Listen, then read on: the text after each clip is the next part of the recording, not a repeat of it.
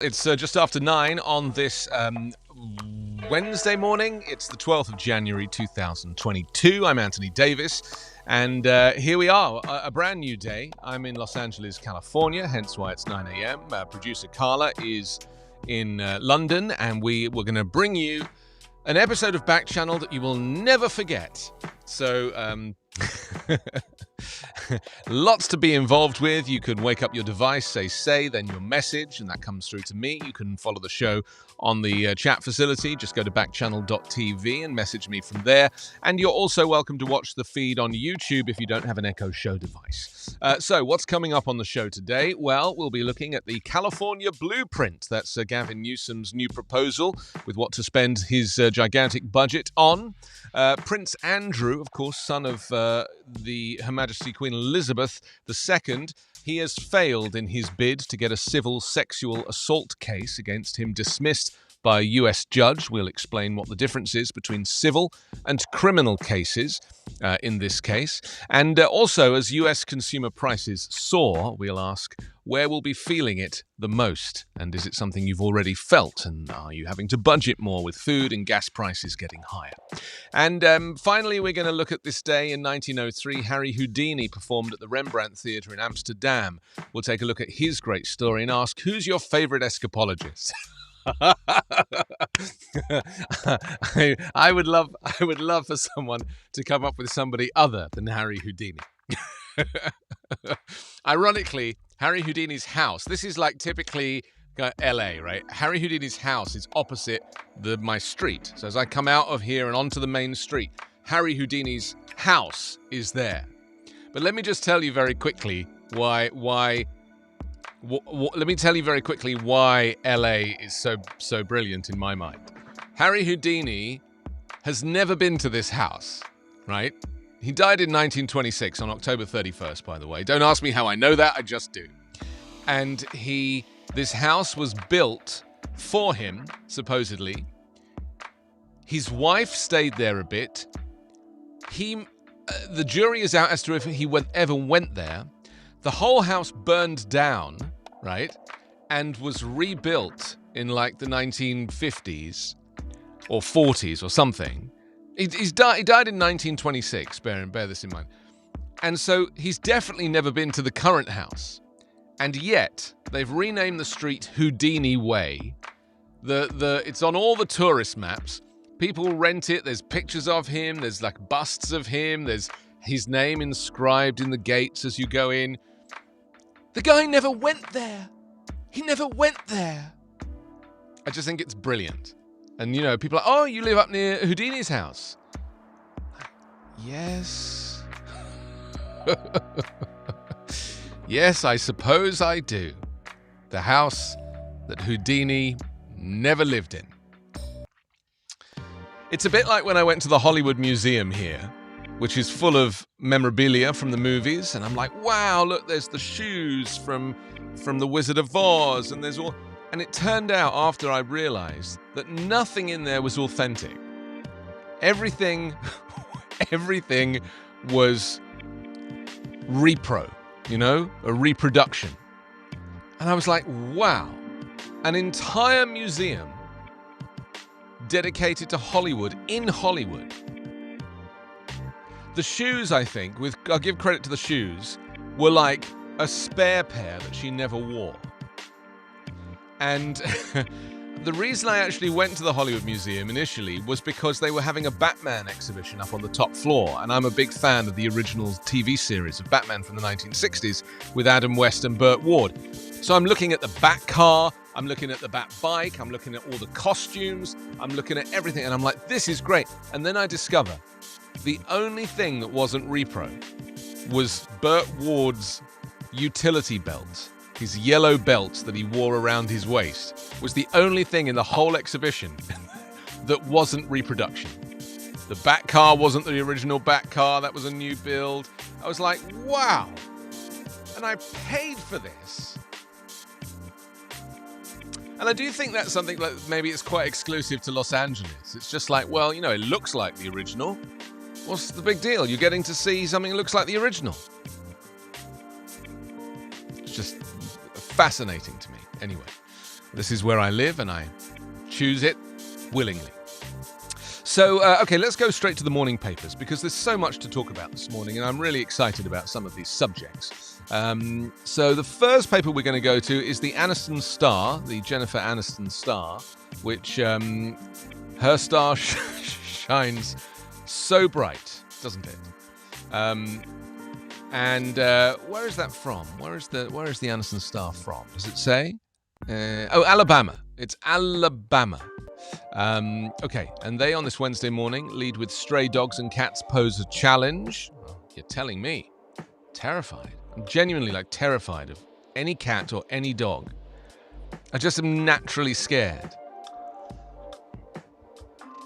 It's not weird. And my kids, because of me, are now terrified as well of cats and dogs. And we might be walking down the street and some little dog, tiny dog, is on the end of a lead with an owner, and my daughter's like, pick me up. This dog is like this. And it's not good parenting. It's just not good parenting. But I'm not perfect, what can I say? I'm just not a natural animal person. We never had pets growing up. It's, it's hard as an adult to kind of, take on this, whole mantra of suddenly loving pets. I love animals, just not pets. I think animals should be in the wild. I just don't think they should be in people's homes. I've always thought that. Following heart surgery, band director returns to class. This is Oxford High School band director David McDaniel. He's 62. He lifted his baton Monday afternoon, led his music students to a tune from Les Miserables. I never saw that show for 25, 30 years after it came out, because I didn't want to see a show with the word miserable in the title. I was just don't think I'm going to enjoy that. Alabama played like champions, but Georgia was just better. Indianapolis story here. How do you look at college football, monolith Alabama, and say nice try? So I think that's a kind of good news story there. I mean, we need a good news story occasionally, don't we? Every now and then. Okay. Next up, let's go to Alaska and to the Anchorage Daily News. By the way, if there's a newspaper where you are and you'd like us to review it, talk about what's happening, then you can just mention where it is, what it is, and we'll grab it and have a read together. Biden backs filibuster changes to pushing voting rights bill. Yes, well, this is really the biggest story of the day, isn't it? Because Obama, just wishful thinking there, wishful thinking. Biden, Barack O'Biden, Joe O'Biden, his name probably was O'Biden, actually, wasn't it, if you think about it? He's from Ballina. So his name, there should be an O in there somewhere. He has kept stum, really, on voting rights. And, in the last 12 months, during which this period of him being quiet, and, yes, he claims he's been having secret meetings with senators about, the filibuster and whatever else. But in the time it's taken him to kind of come out and talk about this seriously, the Republicans have already gerrymandered the hell out of this. He's basically given them a year to rig the next election through his silence. And the speech he gave yesterday, I kind of analysed it, and I thought to myself, these are a bunch of excuses. Closing the stable door after the horse has bolted. He also referred to himself as an institutionalist, which I think is very interesting, as a former senator. Because I've been saying for ages that, he is institutionalized, and he thinks that the Senate needs to operate the way it always has. But, it's not like that anymore. And I keep saying, Biden brings spoons to a knife fight. The GOP do not play by the rules anymore. And so they're just laughing at him. Just laughing at him. It's such a shame because, his intentions are honourable. Martin, good morning. Thank you for joining us. Great to know that you're here and popping in and joining us. Stacey, good morning. Hello. I think Martin just dropped off again. So, at the moment I mentioned his name, just vanished. Come back, Martin. All is forgiven. So pounding his hand for emphasis, Biden challenged senators on Tuesday to stand against voter suppression by changing Senate rules to pass voting rights legislation that Republicans are blocking from debate and votes. It says, Biden told a crowd in Atlanta gathered on the grounds of the Morehouse College and Clark Atlanta University that he'd been having quiet conversations with senators for months over two bills, a lack of progress that has brought him criticism from activists in his own party. "I'm tired of being quiet," he shouted to cheers from the crowd. But you never had to be quiet. Nobody ever said you had to be quiet. So why are you suddenly being tired of being quiet? Like, have people in the party told you to be quiet? No one tells the president what to do. In his remarks, Biden invoked the civil rights battles of the 1960s. He likened the wrongs of the past to modern-day efforts to subvert elections through the Capitol riot a year ago, and a series of GOP-backed laws passed after former President Donald Trump lost in 2020 and then falsely claimed widespread voter fraud. Biden chastised Republicans for falling in line behind Trump's election lies. But you've allowed them to, because you didn't pull rank the day you got into office. The day you got into office, you knew this was going on even before you got into office. This is why you ran. You can't wait a year and try and pass infrastructure and the climate and social care bill. These things are irrelevant without a democracy. I mean, I just wish that Biden would be more presidential when it comes to matters that are pressing. I mean, really, really pressing.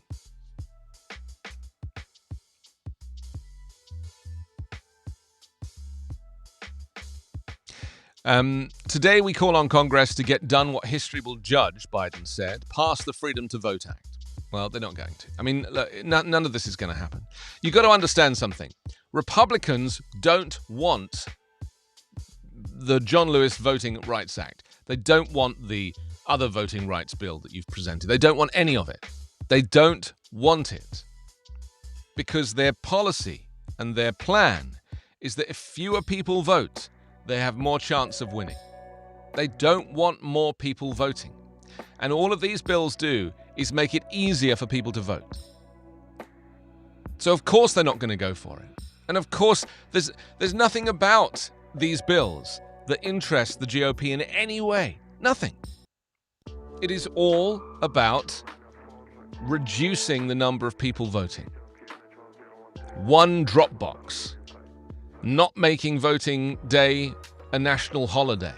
Because this is part of the problem. Most people work. And, the polling place closes here at 9 p.m. In England, it closes at 10 p.m. Here it closes at 9 p.m. So people that are doing shift work, let's say, they're just not able to get to the polling place.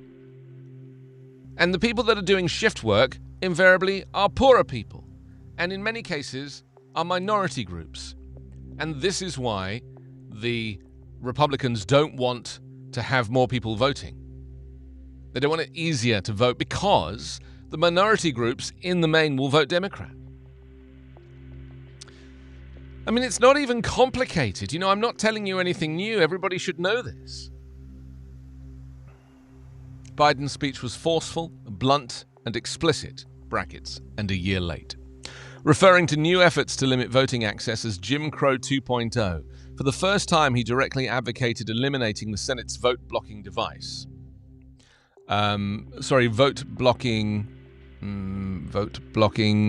Device called the filibuster in order to debate and vote on election and voting rights legislation. Though his focus brings more national attention to the debate ahead, it's not clear what impact his newfound fire will have. Well, this is because he didn't say anything. He didn't really say anything. He basically just tried to make an excuse for the fact that people are criticizing him for not being present in this conversation. Every day he should be talking about this. Every single day. And Kamala Harris, who I was very happy about as a vice president, there's something about her that is painfully unlikable now. What is it about Kamala Harris? It's so unlikable. It's like a smirk and a nervous laugh and it's almost a condescending attitude. And it's not her fault. It's just the way she is. And I just don't know that people are going to take to her on this subject. You know, she asked to take this on. She asked Biden if she could have this, if she could have this responsibility to take on voting rights, and she's been practically silent on it. I just don't understand. I mean, you know what this all goes back to for me? This goes back to the fact that America, not since the Civil War, has had to consider that it could lose its democracy. And I even think it's complex for people like Kamala Harris and Joe Biden to get their heads around. Because it's always been there. And the idea of it disappearing and not being a thing anymore is so alien to the culture of America that even the president himself is so institutionalized into the democracy, the concept of a US democracy, that he cannot commit the time that is necessary to make it, to guarantee its future. That's just my feeling. I might be wrong, but that's just my feeling. And I say this, with sadness, because I personally believe, depending on how you look at it, that democracy has already gone. It's already been, an election was already subverted. CNN on the 2nd, I never watched CNN, but on the 2nd of January, there was an episode of Meet the Press. I tweeted it out this morning, is how I know about it. Where they chronologically, over the past year leading up to the insurrection on the 6th of January, or the coup, as it should be called, they edited together all of the clips of all of the elements of the process of subversion. From Trump first saying that, if we don't win, then the election is rigged. From the very beginning, like 2 years out, they've edited together all of the clips of all of the things that he said publicly, leading right up to that day. And when they're all there chronologically like that, and you hear it out loud, you then are like, wow, that really happened. Because the problem is our media is so fragmented that it's sometimes hard to know the chronology of this stuff. But, they pieced it together very nicely. Hence why I tweeted it out this morning, because I watched it randomly. It just came up on YouTube and I was like, hang on a second. That is insane. And my tweet said, seeing the full chronology of the political coup laid out like this is fascinating. So clearly incriminating, and shows beyond any doubt what Trump and his people did to subvert a free and fair US election. It is fascinating, genuinely. It's 18 after 9. This is Backchannel. Good morning. Stacey is having backyard barbecue TV dinner today. So it's always nice to have a little, to eat in the garden, as we say in England. Yes, I know. It was a joke. It was a joke. It was just a joke.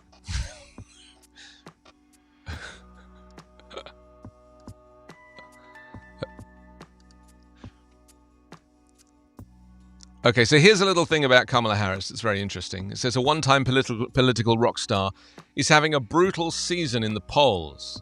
We asked political consultants how a pioneering vice president can right her political ship. They say that she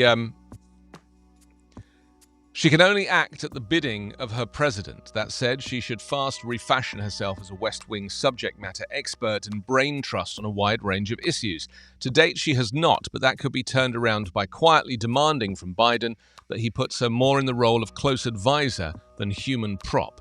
Lastly, Vice President Harris needs coaching on giving stronger and much more earnest speeches that reflect the gravity of the mood and times we live in. We want Harris to be on the center stage, but to do away with the constant grin flashes and repetitive head nods of someone who can't stop being smitten with their new surroundings. This is exactly what I was saying.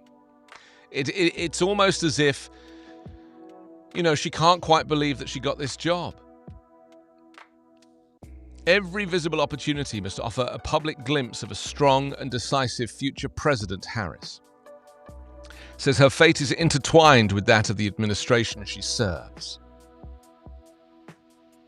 It's very interesting to me. Yeah, I mean, isn't that weird that the stuff that I identified, the looks and that kind of,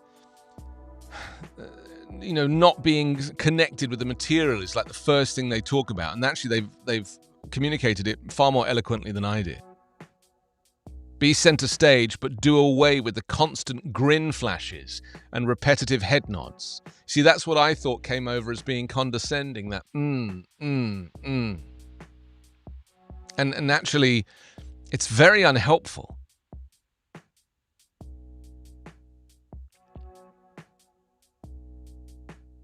She's serving as the first woman and woman of color in national office. And because of that, it's going to be harder for her. There'll be more scrutiny. It says her favorability largely tracks that of Biden, and her numbers are not all that dissimilar from Vice President Pence's favorability at similar points in his first year in office. They say that Harris and her allies should focus on executing flawlessly on those things within their control. In the long run, her fate is intertwined with that of the administration she serves, and being a confident, capable ally of the president is the best way to get her star back over time. You see, I'm not a pessimistic person, I'm a very optimistic person, but my fear is that America will default back to what it knows, which is just to having a kind of white, right-wing man running the country. And I fear that in that, Kamala Harris's term will end up being one term, and then that'll be it for her. That's my fear. In the same way that we look back on Obama, and we're like, well, that'll never happen again. I really feel that Obama's election was an anomaly in the history of America. It was amazing, but it was an anomaly.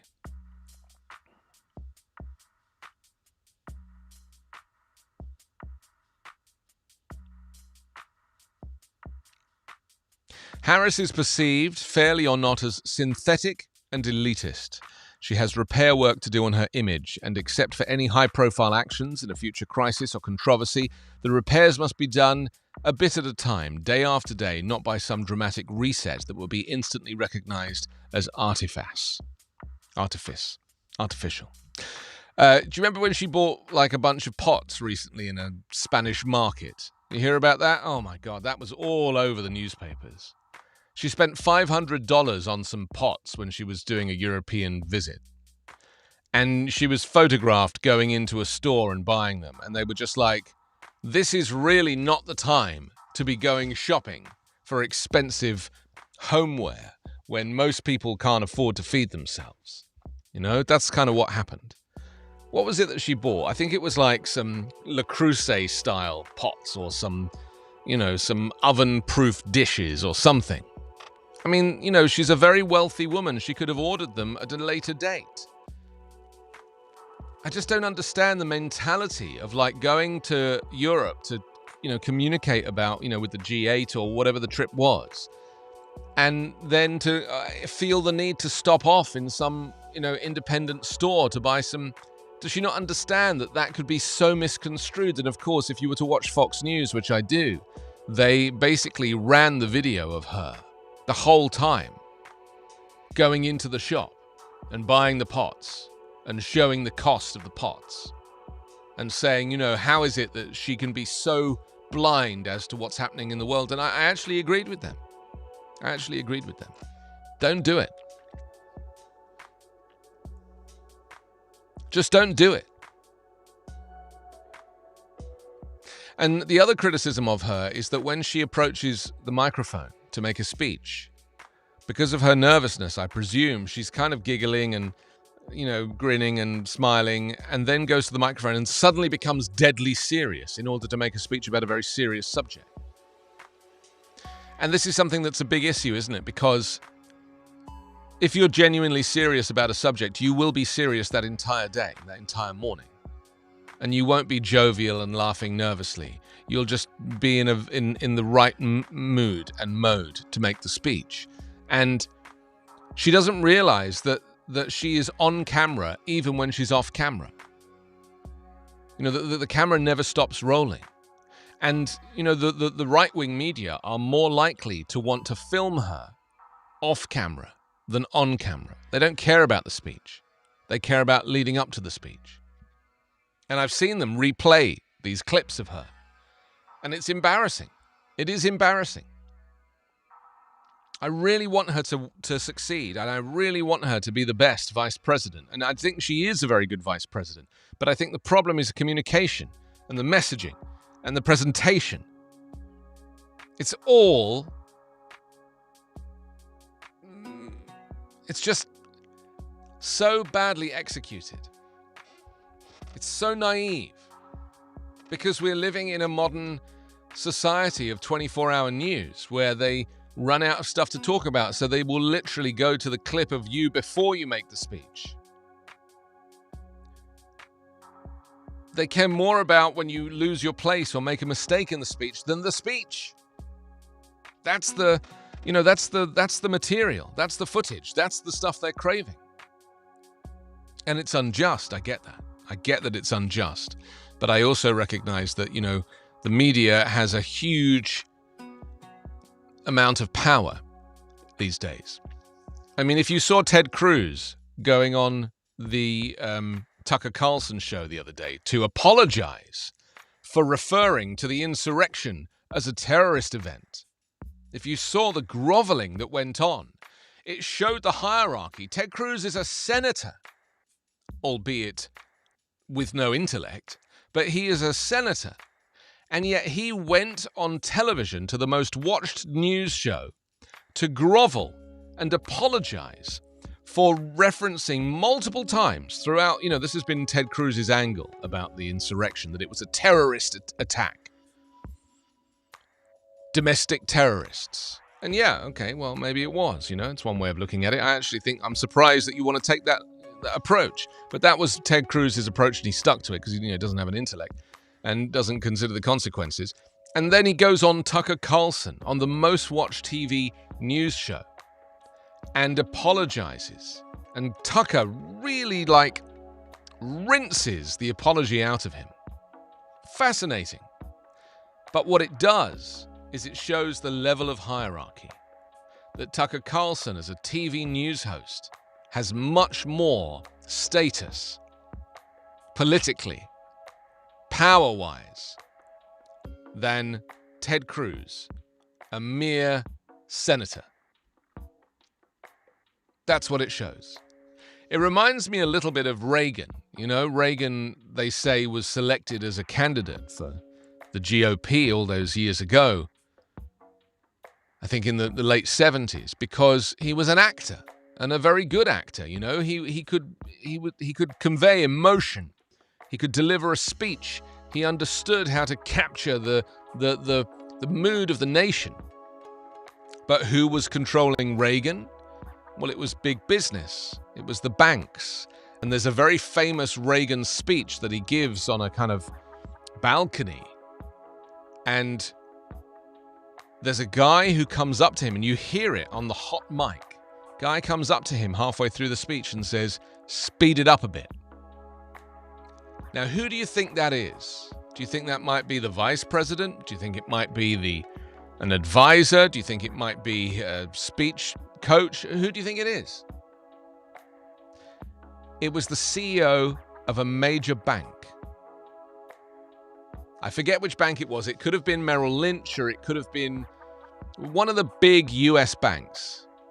Came up to the President of the United States and whispered, and it was a lot more than a whisper, "Speed it up a bit." And that, for me, is very similar to the Tucker Carlson and Ted Cruz scenario.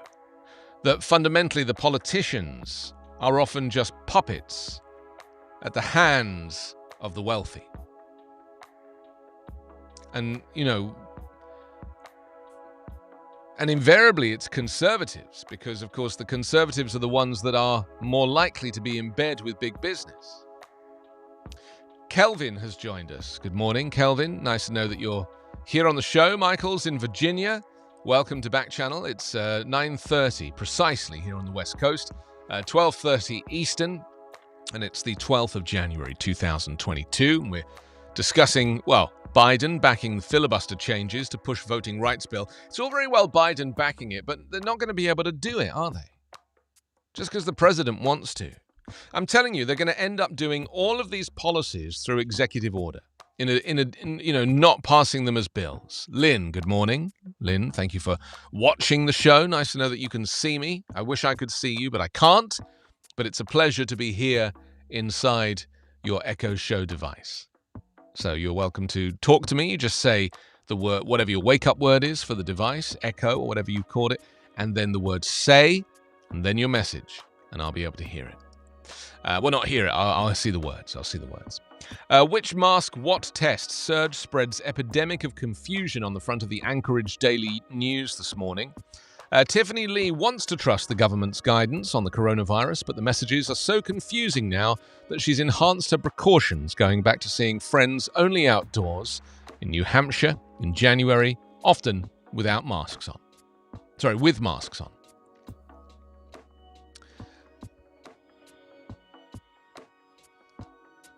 We're just looking through the newspapers this morning. We're zigzagging around the United States, catching up on what's happening around the country. And so we're in Anchorage right now. But don't worry, we won't be stopping here for long.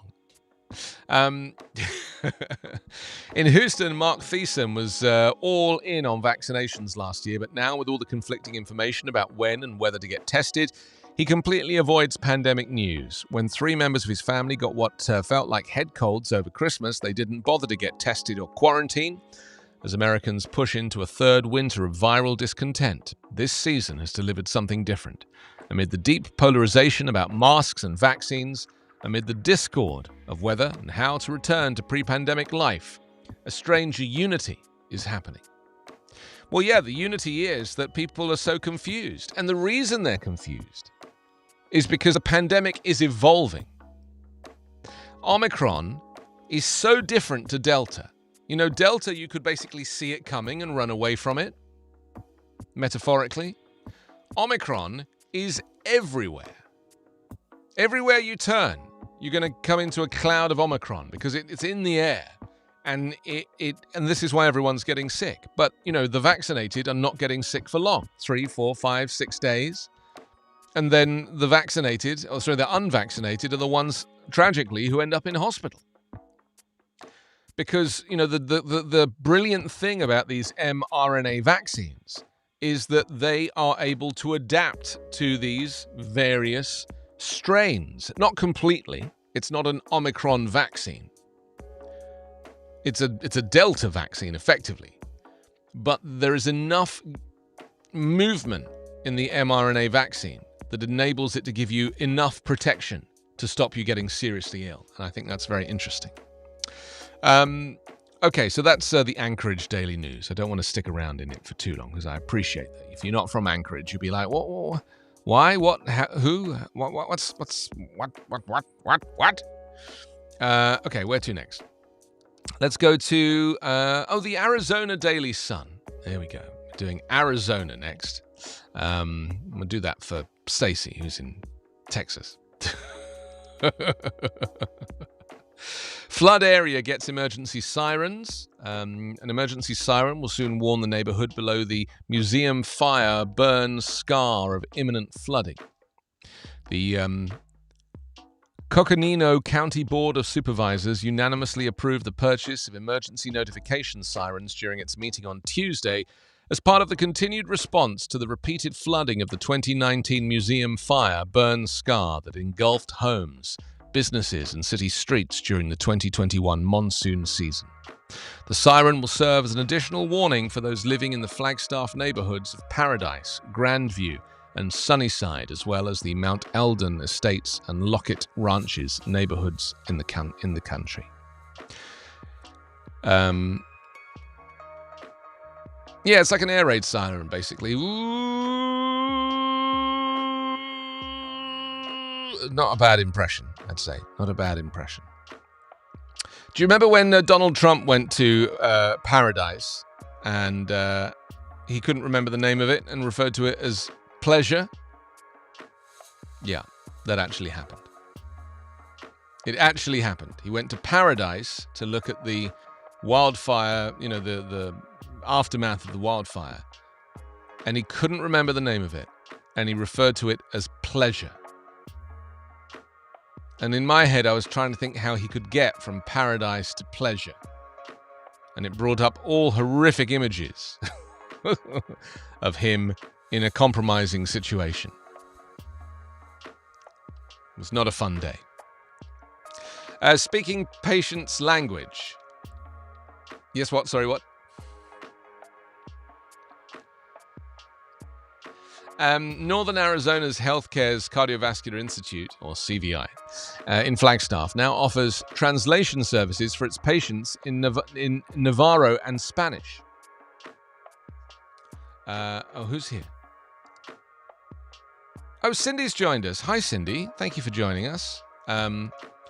Each language requires a specific kind of interpretation as seen in one translator's experience.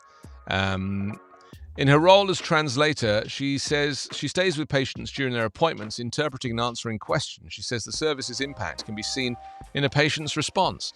I mean, why has it taken so long? You know? Why is it only now that they're like, oh, you know something? We should probably try and offer this in multiple languages. I mean, in England, the police use a telephone translation service. Do you know about this, Carla? It's very interesting. They have this. Yeah. It's the We're just saying that Navajo ultimately is, that's Arizona is the land of the Navajo, and yet it just makes no sense that they're only now just starting to think about translation services. Yeah, in London, the Metropolitan Police, they use a telephone translation service where they can basically phone an interpreter. And they can do it on speakerphone. It's instant. And there are people sitting there who speak multiple languages waiting to do translations for the police service. They're very clever. I mean, now they're probably doing it with software, with AI. They probably don't even need humans anymore. That's the tragedy of this. I have a friend who was supposed to... I just got a calendar appointment pop up. I had a friend who was supposed to come visit me today here in California from London. Cancelled. Today the flight was supposed to come in. I just saw that. It just reminded me of the fact that we are still in the midst of a pandemic. Cancelled. What a shame. Omicron could take plunge in US is the headline. Scientists are seeing signals that COVID-19's alarming Omicron wave may have peaked in Britain and is about to do the same in the US, at which point cases may start dropping dramatically. Steve, good morning. Thank you for being part of the show. Steve's listening somewhere. I'm Anthony. This is Backchannel. It's the only place where you can interact with your hosts without even typing. You can just talk to your Echo Show device. If you don't have an Echo Show, then you can go to backchannel.tv on your browser and message me there without even registering. You can also leave a review and you can make suggestions for future shows. So Omicron could drop dramatically because the variant has proved so wildly contagious that it may already be running out of people to infect, just a month and a half after it was first detected in South Africa. Do you know, I just had a thought. Can you imagine what it would be like if coronavirus wasn't around anymore? Just think about that for a moment. What life would be like if there was no pandemic. Because I don't really remember pre-pandemic life. I've kind of forgotten about it. My children have no knowledge of it because all of their memories are from the last 2 years. There was a time when I could go into a supermarket without a mask on. I mean, here's the thing now. I'm so indoctrinated into mask wearing in the supermarket, I think I'll probably do it for the rest of my life. Like Chinese tourists used to do when they came to London, and us Londoners would look around and be like, why are they wearing masks? They knew. They knew. They knew.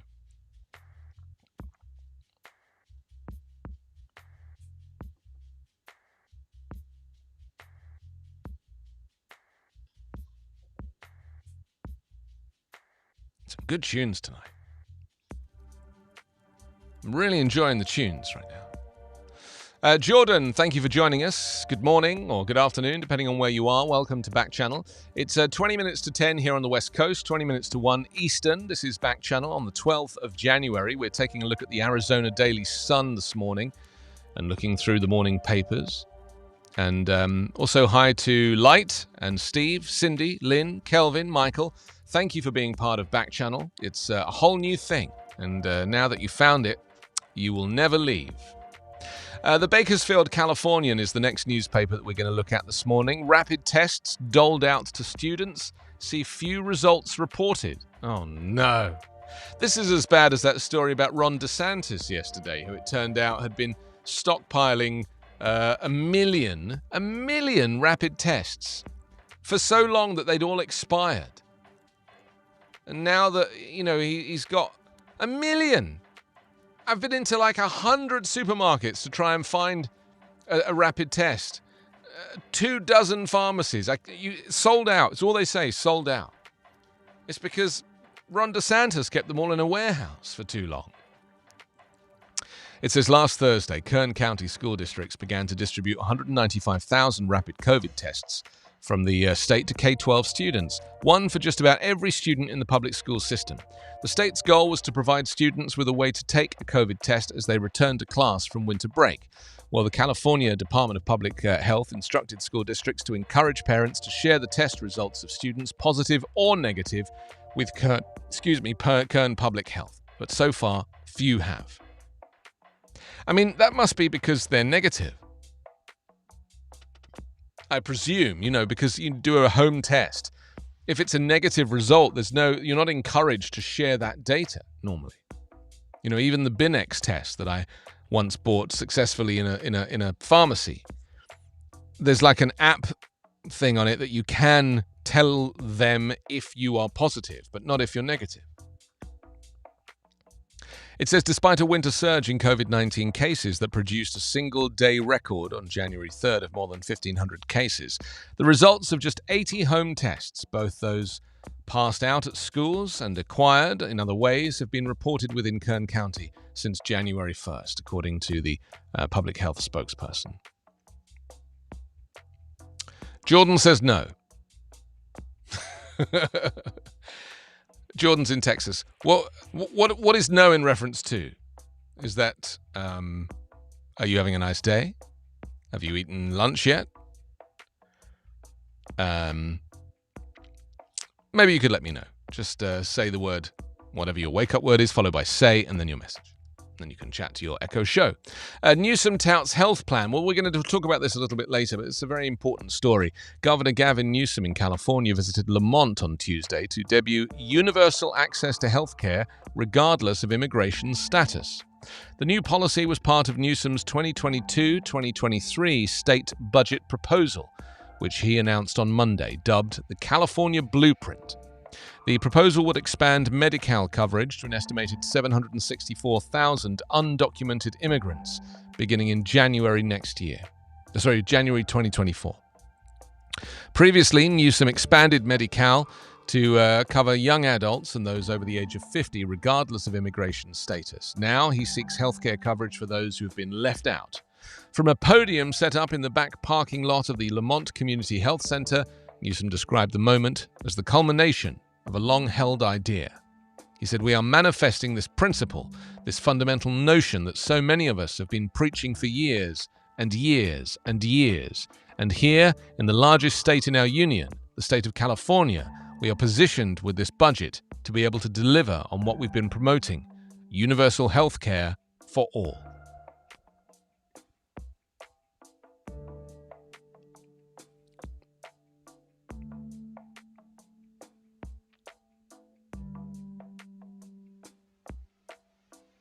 Yes, when he made the speech, he was also with Dolores Huerta, who was speaking alongside him yesterday. And we'll talk about her a little bit later, but we'll also talk about her on another day because she's quite something. She's in her 90s or nearly 90, and she's devoted her life to this subject. I mean, the point is that just because you are an immigrant doesn't mean that you shouldn't have access to healthcare. And invariably, the immigrants don't have the money to pay for healthcare. And so the city, the county, or the state, California, being the most lucrative state in the country, it has a surplus from tax dollars to pay for this stuff. It's a no-brainer, you know? Also, next-gen solar project proposed in East Kern. It's an early-stage engineering work has begun on a next-generation solar thermal energy project in Eastern Kern that would partially replace natural gas and reduce emissions in an existing mining operation, possibly pointing to greater use of renewable power in industrial processes. A Pasadena-based Heligen, their proposed installation at the Rio Tinto mine in Boron, would use computer-controlled mirrors to concentrate sunlight on the top of a tower to make steam. What? This sounds amazing. Energy would also be stored on site as heat to help power the mining operation through the night. Similar to a demonstration project, Pasadena-based Heligen built in the Antelope Valley. The investment would become the first of its kind to fuel a U.S. mining operation. And you see, it's perfectly possible to use renewable energy. And who'd have thought that something as simple as a mirror can harness the power of the sun? And they now have the technology to store the heat and store energy. And that's why these used Tesla batteries are going to be put into what they call the power wall. So you'll have Tesla solar panels on your roof of your house. You'll have a Tesla power wall on the side of your house outside, which is basically a huge battery that might not have enough power to drive 400 miles, but it certainly has enough power to store enough energy to keep your home lit overnight. And the power wall will become, your local energy source. Big battery on the side of your house, powering everything in the house. Recycled battery. I mean, we've had this technology for decades. I mean, I talk about it like it's something that's new. We've literally had solar panels for nearly 100 years. We've had battery technology in cars for 100 years. I mean, it just makes no sense to me. There's a very good documentary on Amazon Prime called Who Killed the Electric Car? Have you seen it, Carla? It's very interesting. It's about how an electric car came out in the 80s. And General Motors brought it out, and they eventually, when they realized that it was popular and it had the potential to become more popular than a combustion engine car, with the lobbying from the oil companies, the gas companies, they basically killed it. And they had like 100,000 of these things made, and they ended up trashing them. They took them all off. You see them. There was a campaign, people standing outside the factory, don't take the cars. And eventually these low loaders came and took all of these electric cars, and they were cute. They looked like little sports cars. They all got taken away, and they all got crushed. They didn't even want to sell them privately. They didn't want people to have electric vehicles because of the pressure from the oil and the gas companies and their relationship with the bosses of GM. So the documentary is called Who Killed the Electric Car? It's on Amazon Prime. Definitely worth watching if you want to learn a little bit about the history of how renewable energy has been scuppered because of the money that can be made from fossil fuels in America. Okay, let's take a look at the Los Angeles Times now, which is where I am in LA. It's 11 minutes to 10 on this Wednesday morning. Biden frames filibuster as a threat to US. It says President Biden, in a fiery speech on Tuesday in Atlanta, called for changing Senate rules in order to pass voting rights protections, going further than he ever has before in an effort to unify Senate Democrats about what he framed as an existential issue for the country.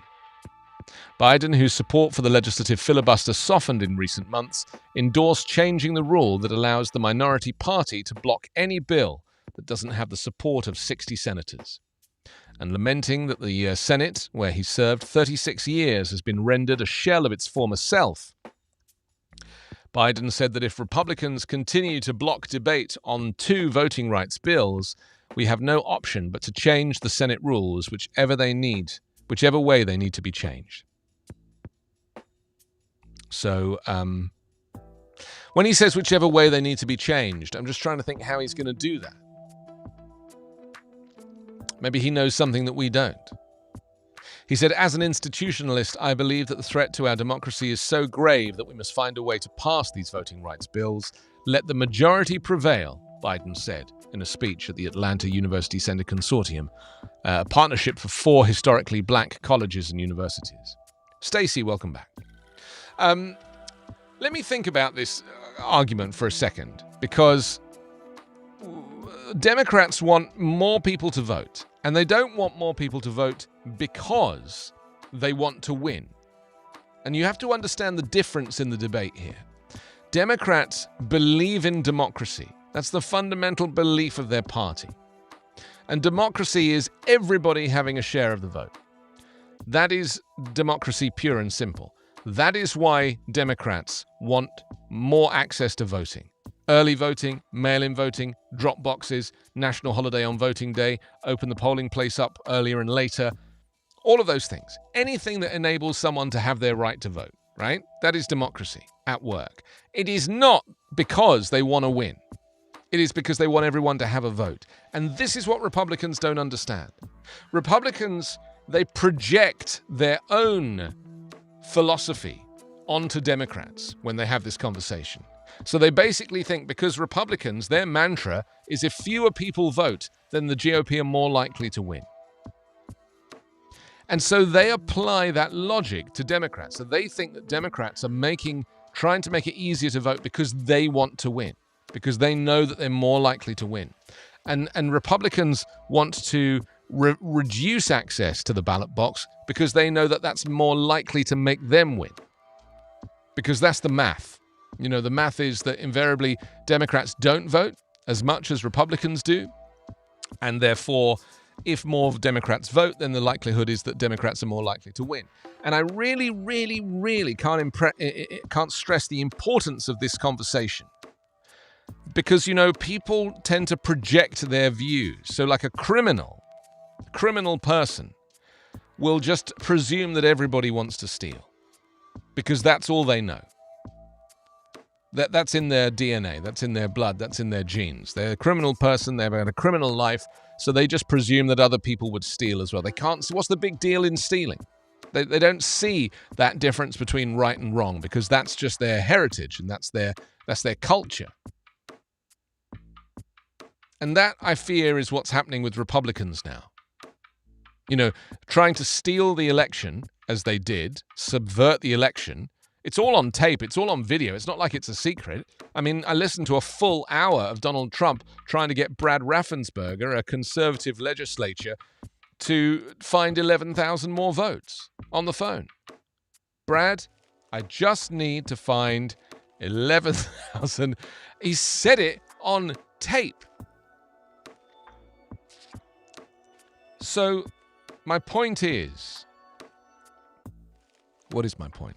My point is that when Republicans criticize Democrats for wanting to give more access to the vote, they think they're doing it for the same reasons as Republicans are trying to reduce access to the vote, and they're not.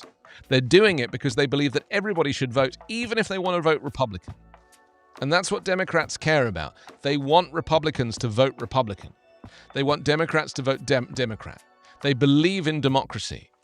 And this is really the fundamental difference between the parties. Republicans don't want people to vote Democrat, whereas Democrats want people to vote Republican. Do you see the difference? One, you come out with a strategy, and the other is coming at it purely with democracy. And I don't believe we talk about this enough. The idea of projecting your criminal views onto another person. Because to reduce access to the vote is criminal.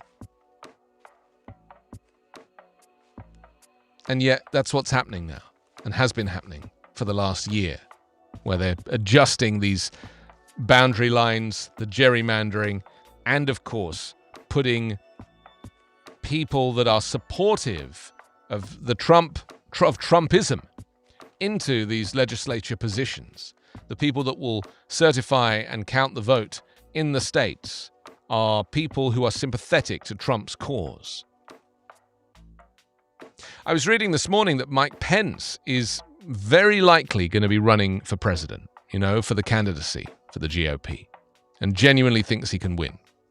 And he's started to be more relaxed, apparently. He's less of a white supremacist robot and more of a relaxed person. Mike Pence being relaxed means that he might wear a brown jacket instead of a blue one.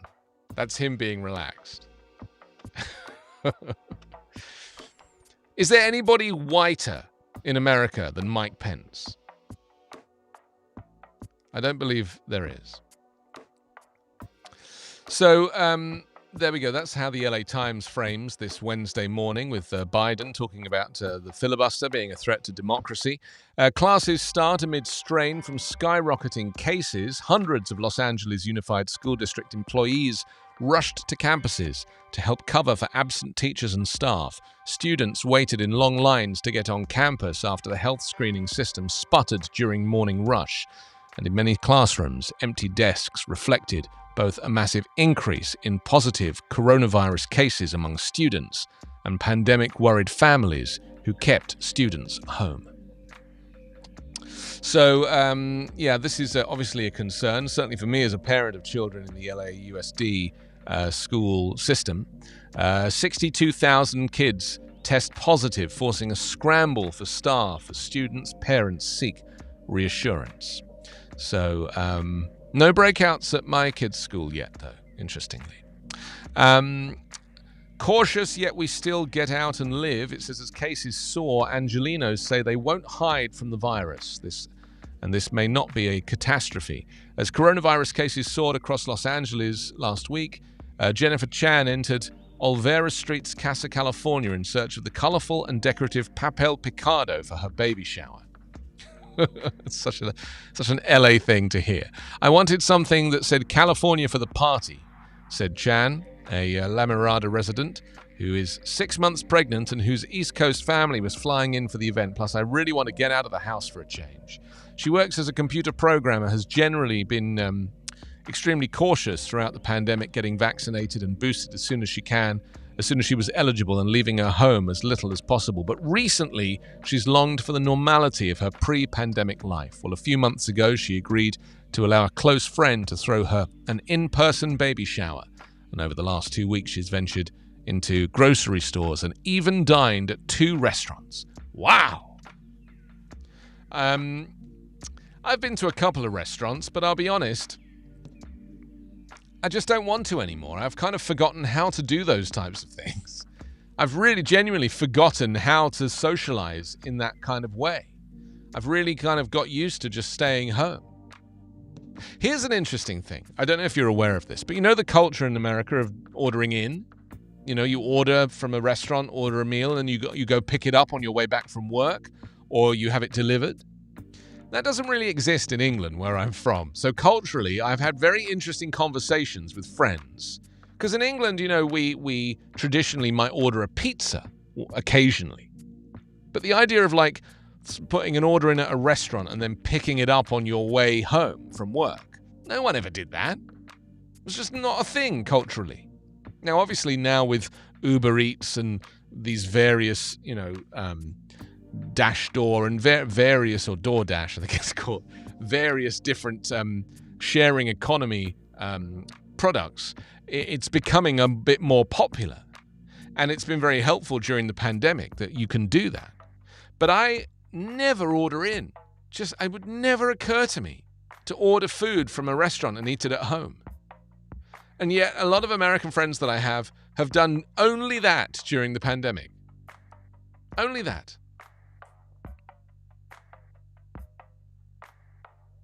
I just wouldn't get takeaway. I mean, I might do it once a month at the most.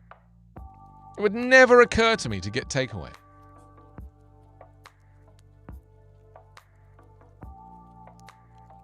No, but in England, what's different is, and I know it's changed recently because of sharing economy. It's become a slightly different thing with Uber Eats.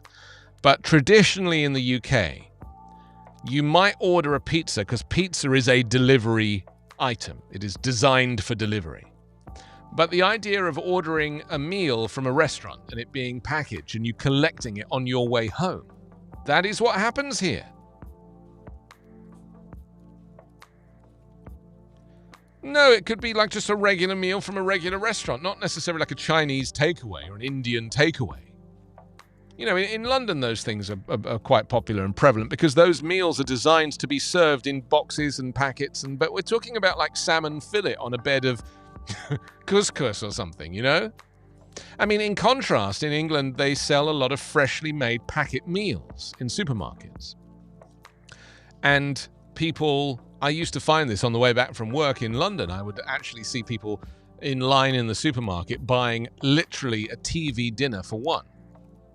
But the TV dinners in America are not the same. They're not fresh. Whereas TV dinners in England are fresh. It's very interesting culturally how we consume food. I mean, for example, here, I was looking at Starbucks yesterday, and the line around the block for the drive-through Starbucks was insane. And it just occurred to me, like, do you really need coffee that badly that you would sit in line for potentially half an hour so that you just don't have to get out of your car and go and line up for it? Yeah, we have a very low-cost bakery in England called Greggs, which is brilliant. I used to live near one, and so it came in very handy. Very famous for its sausage rolls, very famous for its pasties, and the line at lunchtime for Greggs. But I'll tell you why the line is so big for Greggs in England. It's because people are so poor. I'm telling you, a sandwich in Greggs is like less than half the price of a sandwich in a regular shop. A sausage roll in Greggs is like £1.10 or 80p. People are so poor in England and they don't realise how poor they are, that they are having to go to Greggs. I mean, Greggs admittedly is kind of delicious because it's a bakery and they cook it on site. But I also recognise it's because people are so poor and people are so underpaid and the cost of living is so high. Nobody wants to queue up outside Greggs. It's embarrassing. It's like there's loss of dignity. But they do it because it's the cheapest food you can get at lunchtime. I actually used to get my coffee in Greggs because it was so much cheaper and delicious. And while people were queuing up for Starbucks, I was in Greggs getting coffee. People thought I was crazy. Love a Greggs coffee. There might be, Carla, you might have just accidentally landed upon the one thing that I'm actually starting to miss now about the UK. Greggs. Isn't that tragic? The poor man's bakery is what I'm missing. It's so cheap in there. It's so cheap. And also, they're all so nice in there. The people that work there are so nice because they recognize that the people that are shopping in there, the people that are feeding themselves from there, do not have any spare money. And it's a bit like a soup kitchen in a way. You know, the way that people line up for Greggs, it's a bit like a soup kitchen. It's like subsidized food for the masses. And I'm not saying this with any criticism. I'm saying this as a cultural snapshot of how people in England are living in such relative poverty and don't even realize it. And I only worked that out when I moved to the US.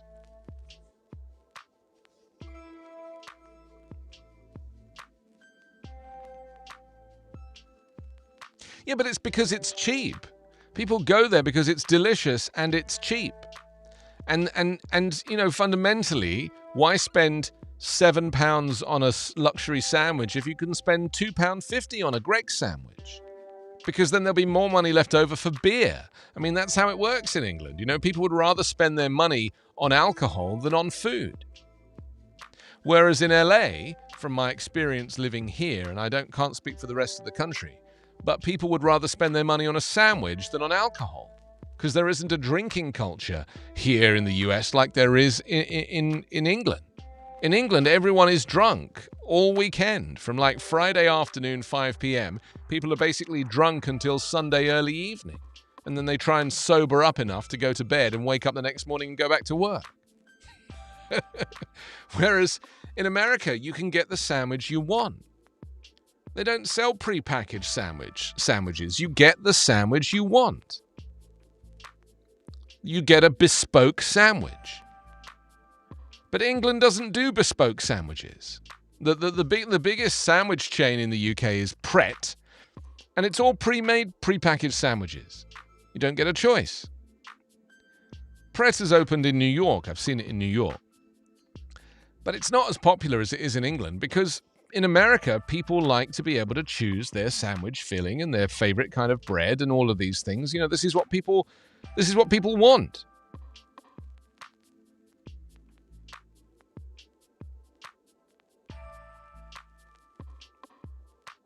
I really actually have used the sandwich analogy a lot over the years as being the difference, in my opinion, between America and England. You know, in England, you get the sandwich they give you, and in America, you get the sandwich that you choose, the sandwich that you want.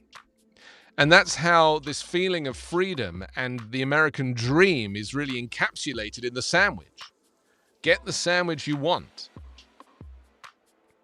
James, good morning. Thank you very much for joining the show. Malcolm, first time on Backchannel. Great to know that you are with us this morning or this afternoon, depending on where you are. Oh, you're in New Jersey.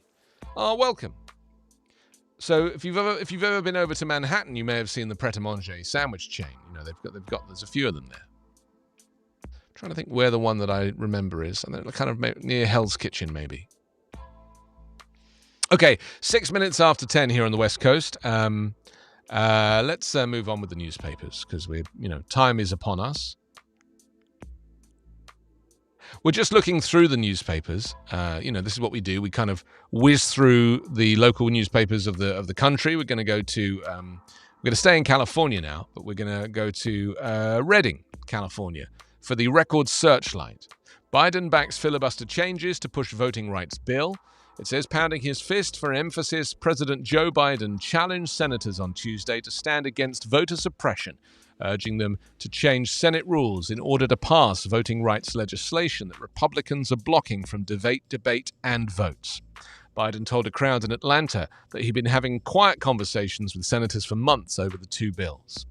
Yeah, it's a shame he didn't have those out loud, because then people wouldn't be so critical of the fact that he seems to have ignored the most important issue in American society right now. Did nasal spray clobber COVID-19 is also the headline on the front of the Record Searchlight. It says, this is very interesting. It says, what happened with the idea for an easy, commonly made nasal spray to combat COVID-19? Was it found to be successful?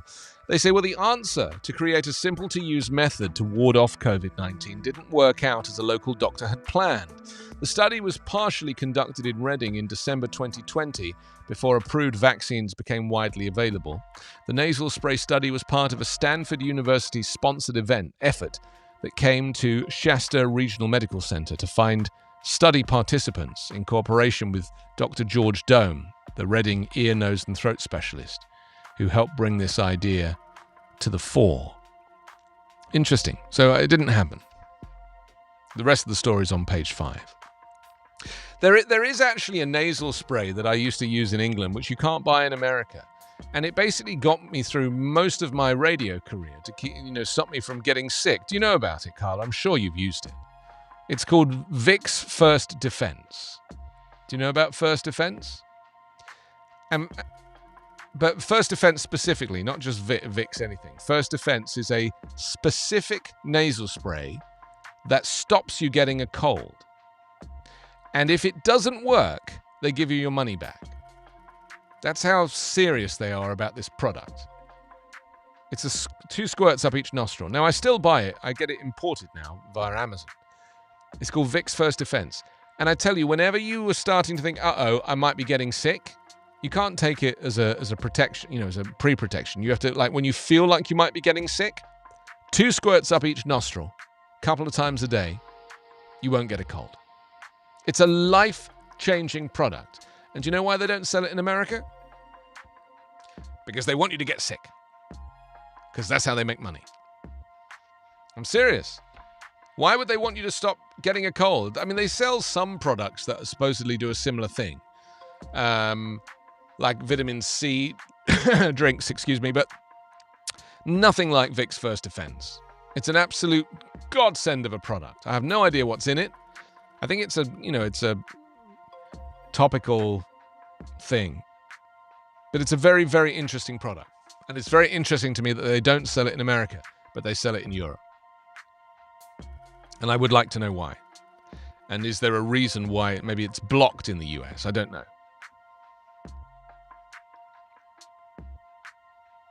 Well, of course it's got zinc in it. Zinc is the best thing, like a zinc lozenge. If you suck on a zinc lozenge, that's a fantastic thing to stop you getting sick.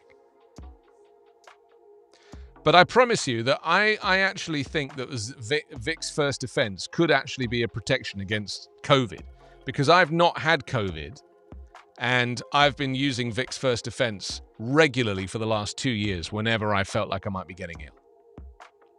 That's just me. It's not a qualitative research project.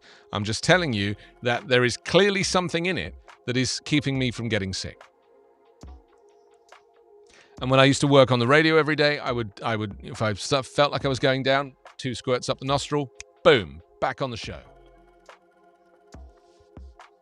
Do they still offer the money back guarantee? Because you used to say, if you get a call, if this doesn't work, we'll give you your money back. They were so convinced that it worked. And I love that. The idea in America of you getting your money back for anything is just an absolute impossibility. Here, they don't believe in refunds. It's not a thing. Positive test results triple those reported in December. It says the number of new COVID-19 cases reported by Shasta County more than doubled last week, driven by outbreaks from holiday gatherings and the spread of the more contagious Omicron variant. Hospitalizations were also on the rise, according to data Public Health released on Monday. There we are. Should we do the US news update at 15? That would be a good idea. Let's do that. Lawmakers debate healthcare proposal. This is a story out of Sacramento. It says, frustrated with partisan stalemates in Washington, California's overwhelmingly Democratic legislature on Tuesday began debating whether to create its own universal healthcare system, a move that will test how far the state's progressive politicians are willing to go to fulfill their campaign promises. Interesting. Very interesting.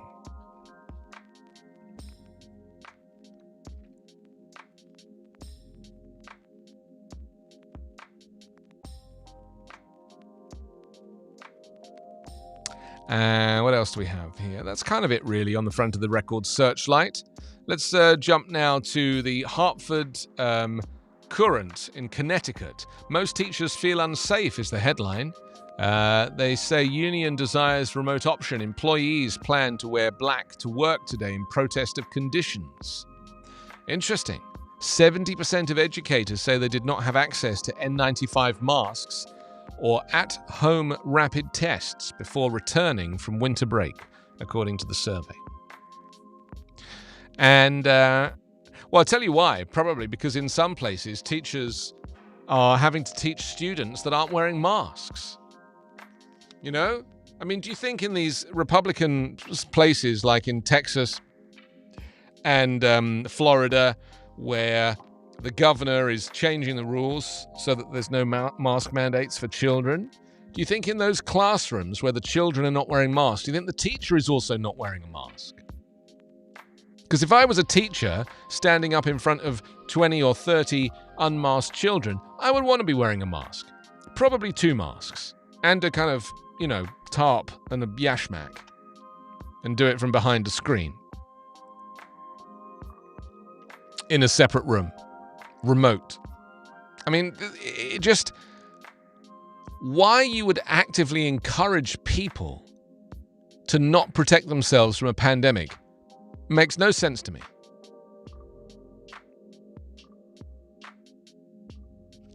Okay, we're going to take a quick pause and check out the... Malcolm said hi. Malcolm, thank you for trying out your Echo show. It does work. Nice to know that you're there and you can talk to me at any time. We're going to take a look at the US News Update now. It is a daily podcast that I do. You can download wherever you get your podcasts. It's called US News Update. Just 2 minutes of the US national news. Here it is.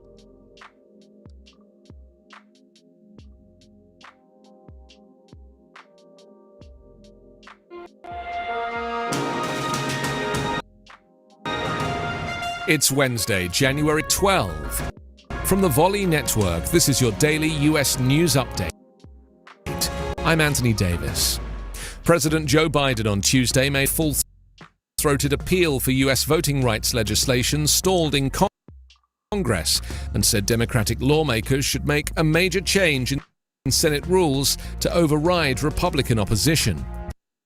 In a speech designed to breathe life into the fight to pass federal voting laws and convince skeptical Democrat activists of his commitment, Biden called Republicans cowardly, and he also committed to changing the U.S. Senate's filibuster rule to pass legislation.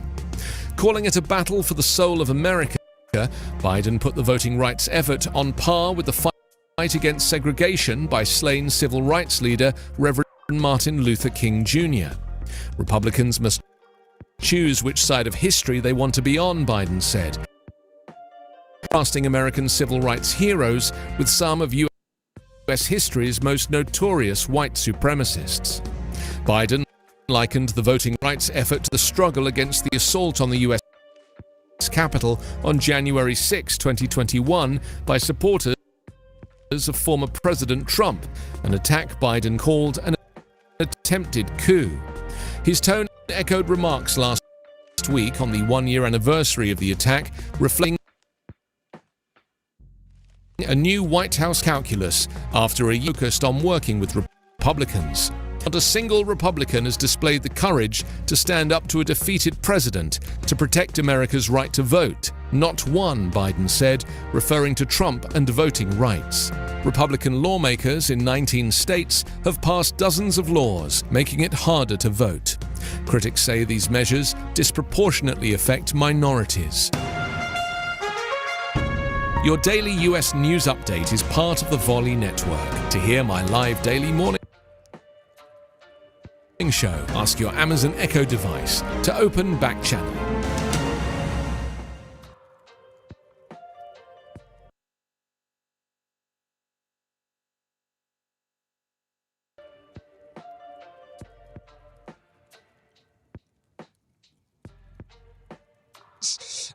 Okay, let's get back to the show in hand. 17 after 10 on this Wednesday morning. I'm Anthony Davis. Hi to Nathan, who's in Texas, to James. Malcolm's with us as well from New Jersey. Stacy, Light, Steve, Cindy, Lynn, Kelvin, Michael, and Martin as well. Thank you for all being on the back channel today. It's a chance for you to chat. You know, you can chit-chat with me, just talk to your device or go on the chat facility at backchannel.tv. Okay, let's, we got, what have we got? Oh yeah, I wanted to mention before I move on that Backchannel has a growing list of shows now, including Haley and Allison Live, waking you up in the morning with lots of laughs and their one-star cinema review, or Live Every Day with Liv Harrison, live from Texas. She celebrates the little things in life with plenty of sandwiches. And what about the charming and funny Hal Rudnick, whose show Your Pal Hal will follow the show at 11 or 2 o'clock Eastern, and we'll chat to Hal in just a little while. I'll share the screen with him, and he'll tell you what's coming up on his show in about 40 minutes' time. Okay, let's couple more newspapers here. We haven't done Florida yet. I do love Florida, so maybe we'll just jump to the Bradenton Herald just for a second. The Bradenton Herald. They lead with Republicans seek to ban abortion in Florida after 15 weeks. Is it 1962 in Florida? Is that really the problem? Is it 1962? Maybe it's 1961. Or 1963, because it certainly isn't 2022 in Florida. It says, on the first day of Florida's legislative session, 2 Republican lawmakers filed bills banning abortion after 15 weeks of pregnancy. You do realize why they do this, don't you? It's not because they have a religious belief in in the banning of abortion or of not wanting to terminate pregnancies. It's because they're trying to win votes with evangelical Christians and their base. It's not their beliefs. They're not doing it because of their personal beliefs. They're doing it because they know that it tracks well politically. But the problem with doing things that track well politically is that there is a human consequence to that. And that is women who will get pregnant in Florida will not be able to terminate a pregnancy, especially if it's unwanted, let alone, what if they have a situation where the baby is tested at 3 months and it turns out that the baby has a serious potential birth defect? What happens then? What happens then? You want to give birth to a baby that's going to not be able to live for more than a few days or few hours?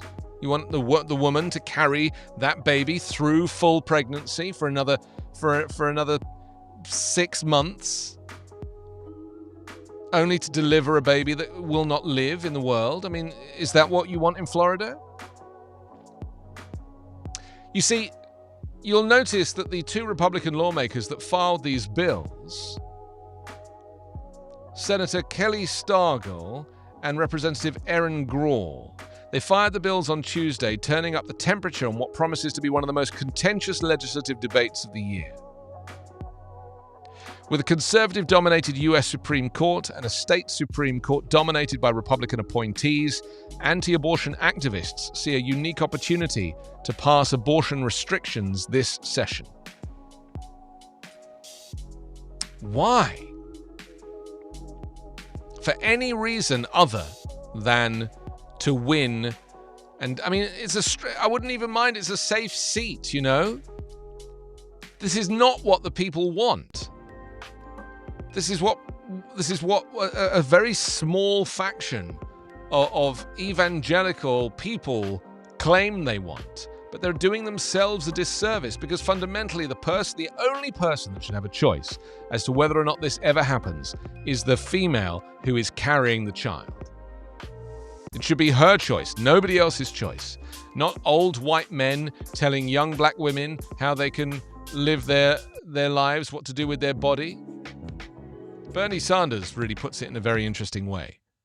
He says if it was men that carried babies instead of women, they would want the right to choose. Thank you, Bernie.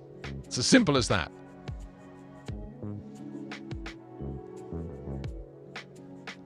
DeSantis speech theme: Florida was right, feds were wrong. This is Governor Ron DeSantis had a simple message to Floridians during his address to state lawmakers on Tuesday. We were right, he said, and they were wrong. Celebrating a booming economy and riding high in the polls during his run for re-election, DeSantis echoed his talking points over the last year during the State of the State address to state lawmakers on Tuesday. Florida was right to reopen the state early. The federal government's restrictions are wrong. Ideas such as critical race theory must be stamped out. Doesn't exist. And China and the US border with Mexico remain threats. I mean, the fact that he even says critical race theory out loud and is expected to be taken seriously is a joke.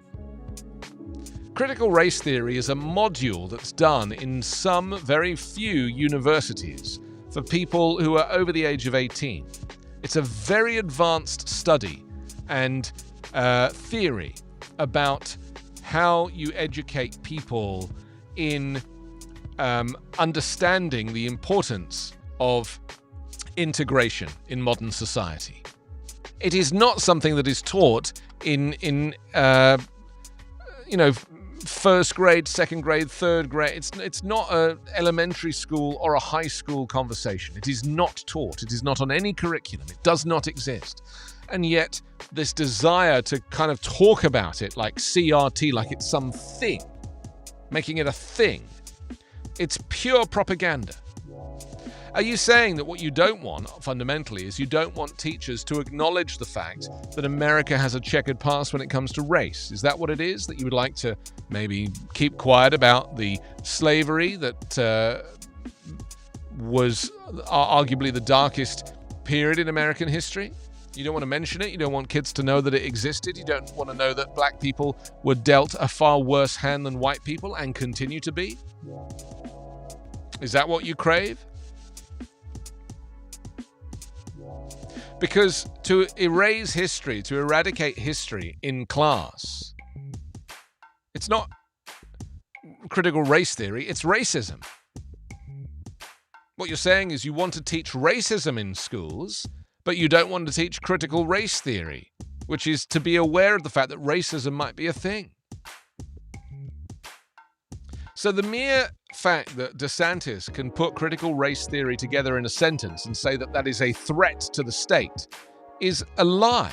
And so, you just have to take it with a grain of salt. But this is indoctrinating more. This is just racism, isn't it?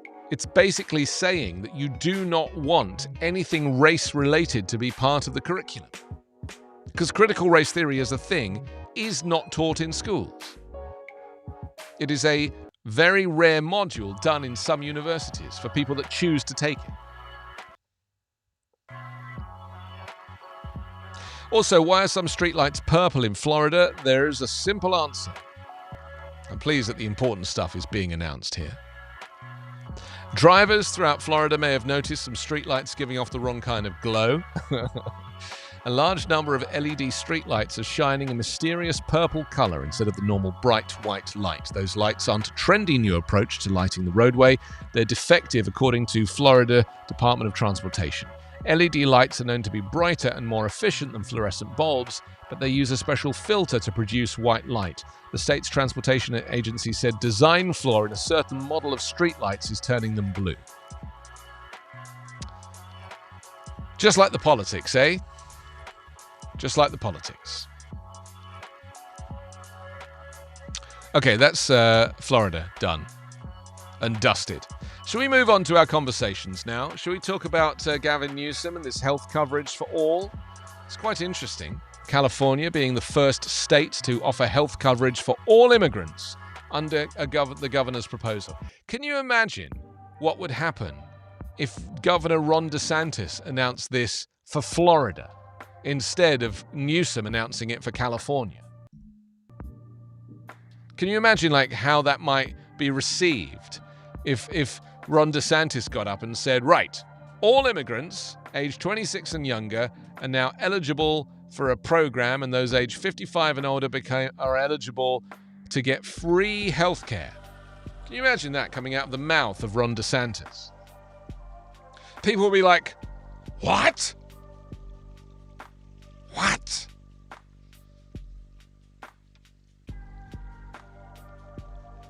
He'd be assassinated.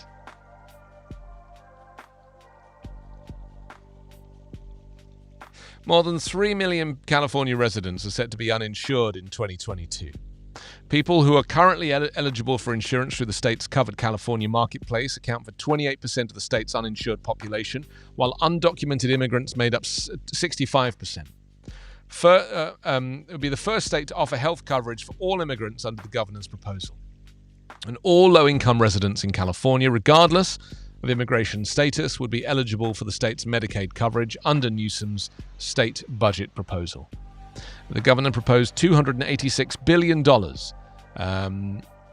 It includes $614 million to expand Medi-Cal eligibility for all residents, would make the state the first to expand healthcare coverage for all, and the first in the country to attempt universal health coverage for all its residents.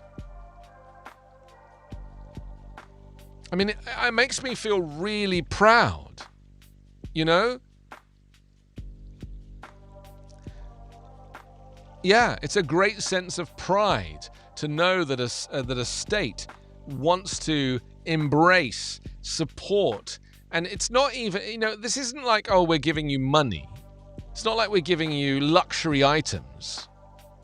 We're giving you a very basic, because it's not the most advanced form of healthcare, it'll be a very basic healthcare. But the point is, currently they have no healthcare. I mean, you do realize what immigrants do currently when they need healthcare. You know how it works currently. So yeah, we have these big hospitals, Kaiser, Permanente, and Cedars-Sinai, and they all take expensive insurance and everything. But if you go into the north, North Hollywood, into the valley, to strip malls, you'll see little medical centers that are run by Mexican doctors or immigrant doctors for immigrants. And their services are very cheap. Some cases, they're free. And it is done as a community thing. And there are doctors who are working for not much money themselves. I mean, I'm sure they're making a decent living, obviously, because they're so oversubscribed. And I've been to a couple of these places. And they're amazing. They're amazing. And they provide this essential service for the community at a low cost. $30, $40, $50, $100.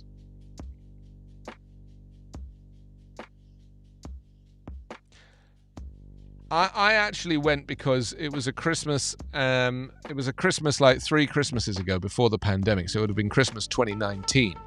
And I overate turkey and liver. And I've never eaten those things before. This is before I became a vegan. And I started to get a pain in my toe. And it was agony. I could not walk. And my health insurance company, because it was Christmas, everything was closed. There was nowhere to go. So that literally was the last place that was open, that was available. And I went in and I saw a brilliant doctor. He was Mexican. And he said, "You have gout." And I was like, "I do?" He's like, "Yeah. You ate liver. You ate turkey. You drank alcohol. You got gout." And he gave me a prescription for some gout medication, which I took 2 of, and it made me so dizzy. I was like, "I'm not doing that." And all I did was stop eating turkey and liver, and I started drinking apple cider vinegar, which realkalined my body, and then it went away because it's in the joints, isn't it? It's inflammation of the joint. That's what gout is. And so my experience was brilliant. You know, I wasn't kept waiting very long. I remember limping from the parking lot into this place, but it was in a strip mall. It was up above a hairdressing salon, you know, and it was they call it a medical center. And they have the same written in Spanish. And this is where the immigrants go to get healthcare. And, you know, because the people that run it know that there is no healthcare system for immigrants, they are very generous with their services. They still take insurance. If you've got insurance, the insurance is still covered there, but they also have very fair pricing for people that don't have insurance. And let me tell you, having spent, you know, whatever the insurance is, a fortune every month for a family of 4, I have spent more in insurance premiums than I would ever spend paying cash in any of these places. But you see, until recently, it was illegal not to have insurance. They changed that law in California.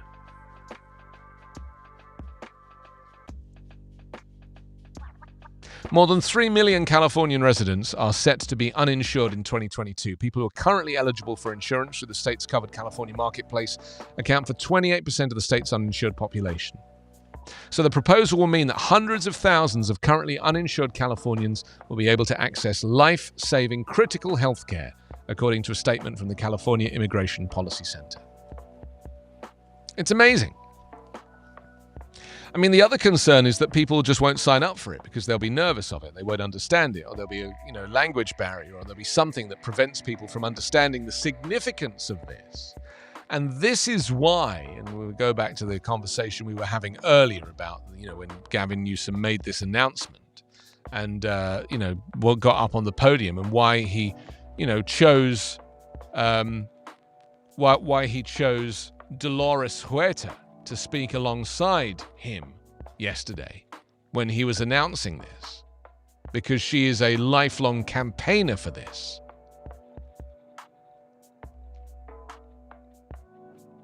So this is how you communicate with various sectors of the community.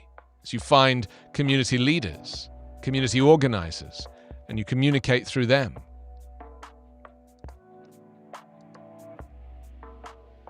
So this is where it's at now. We're in a country that is going to become completely misaligned in terms of, in some states like Florida, there'll be no health care for immigrants.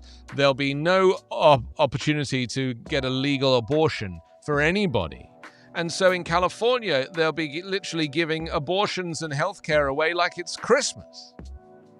I mean, California is currently setting up a system where it will pay for women to come from Florida, put them up in a hotel and give them a legal abortion and arrange everything for them, because they know that it is a fundamental human right. And yet Florida is trying to wind the clock back, both socially, in terms of women's rights, in terms of human rights, in terms of race rights, equal rights. It's very interesting. 10:35 here on the West Coast.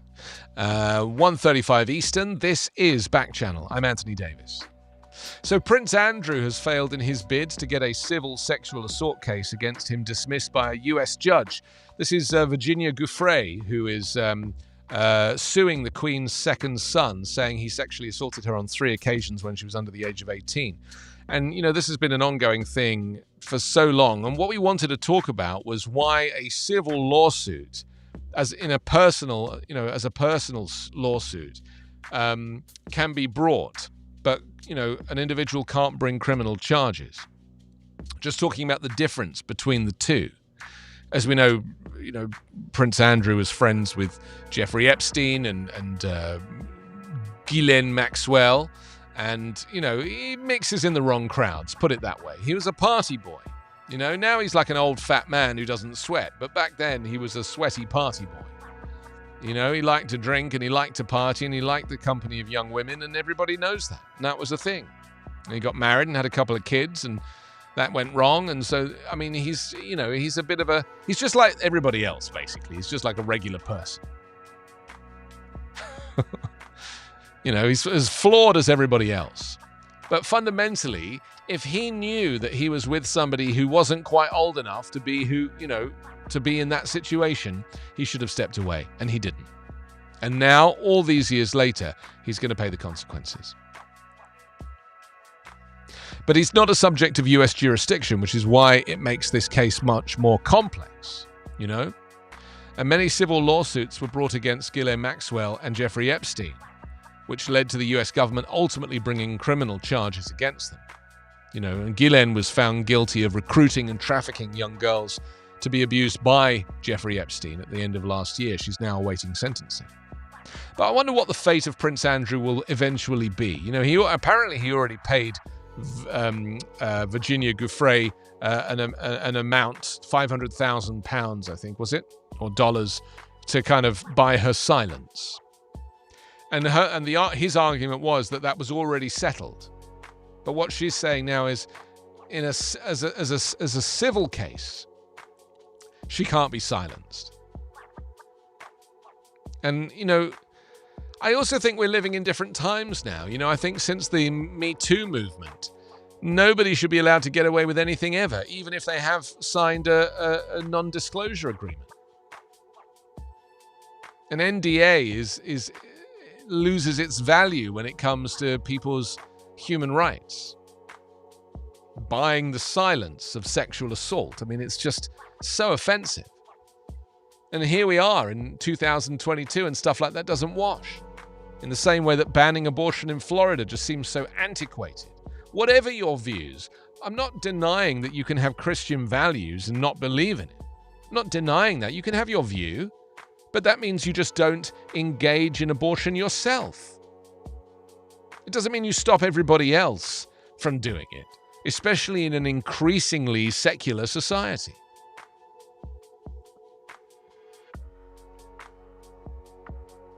If I was to predict what happens with Prince Andrew, I would probably say nothing. That's what will happen. Nothing. He's like Teflon, nothing really sticks to him. But you know what? And then it's weird because I have conflicting views on this, because I'm a monarchist. I actually am a huge fan of the royal family. I mean, I'm not really a fan of his, but I'm a fan of Her Majesty the Queen and the former Duke of Edinburgh and Prince Charles and these people. I actually think that they're rather wonderful for British society, and they really have given Britain some level of pride, something to look up to, aspire to. But when you have people like Prince Andrew, like screwing it all up for everybody else, it's not very helpful in terms of maintaining that kind of British royal standard. And I also have equivalent views that I don't believe people who commit sexual assault should go free. I actually think that, the world has changed and we have to welcome that. We have to accept that. And women's rights are as important as a prince's rights. Never used to be like that, but it is now. And imagine being like Virginia Giuffre and having to live with this. I mean, who wants to live with that? Knowing that, without closure, knowing that the perpetrator of the abuse is still living freely and happily. I mean, he just bought the final share in a Swiss Alps chalet for another £6 million. He's not short of a few quid. So what do we do with people like him? Do we prosecute? Or do we just turn the other cheek?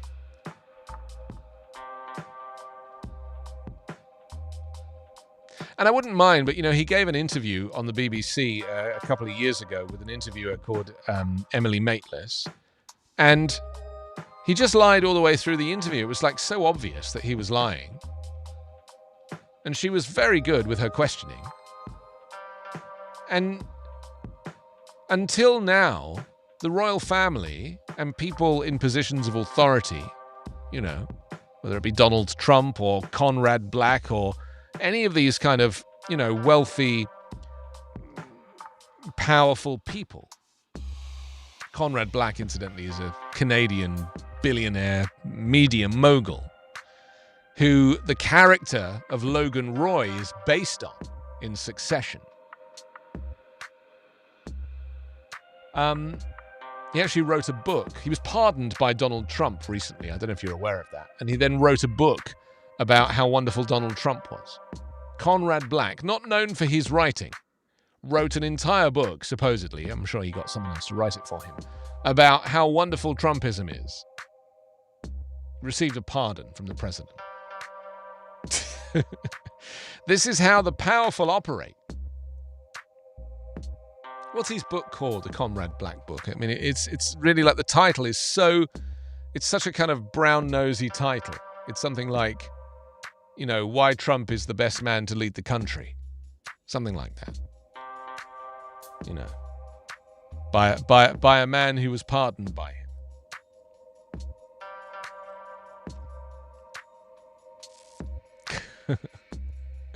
So good. Donald J. Trump, a president like no other. That's what the book's called.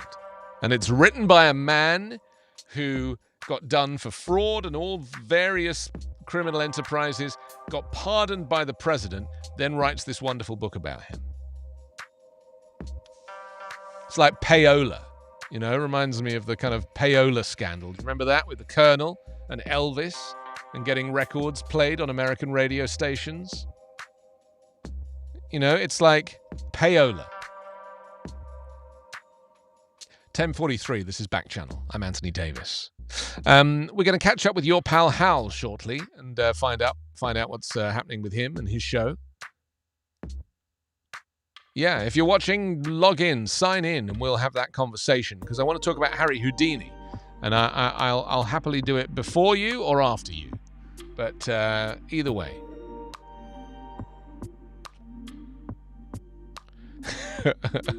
Yeah, I wanted to ask, because on this day in 1903, Harry Houdini performed in Amsterdam, did a famous escape. And so I am interested to know, who is your favorite escapologist? We're going to be inundated. Literally can't wait for that. So funny. I was a big Houdini fan, Did you know I do magic? Are you aware of this, Carla, that I do magic? Yeah, I do magic. And so I, as a kid growing up, I had a Harry Houdini poster on my wall. This is how I know that he died on Halloween, October 31st, which seems kind of a bit magical in itself. That was 1926.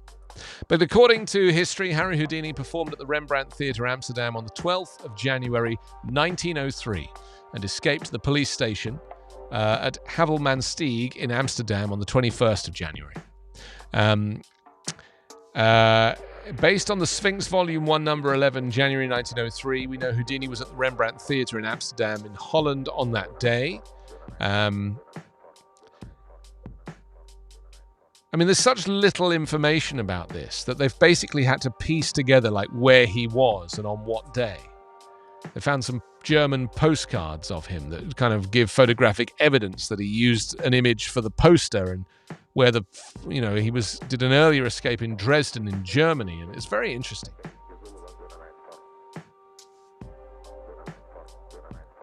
Okay, let's talk to Hal Rudnick now. He's my pal and your pal, and here he is. There, you're over there. Peace and love, peace and love. Peace and love, Hal. How are you? I'm very good, Anthony. You know, I love your accent and your dulcet tones. I'm sure you hear that constantly. And I wonder if you'd like to hear my impression of John and Paul from the Beatles. I would love to, yes. A Beatles impression is very welcome in my house, so please be my guest. Thank you. All right. Paul would be, peace and love, peace and love. And John would be, more peace and love, peace and love. That's very good. I mean, I really felt like I was both quoting Ringo. I was transported back there to like 1965 in just a moment. Have you been watching the Peter Jackson movie? Are you a Beatles fan?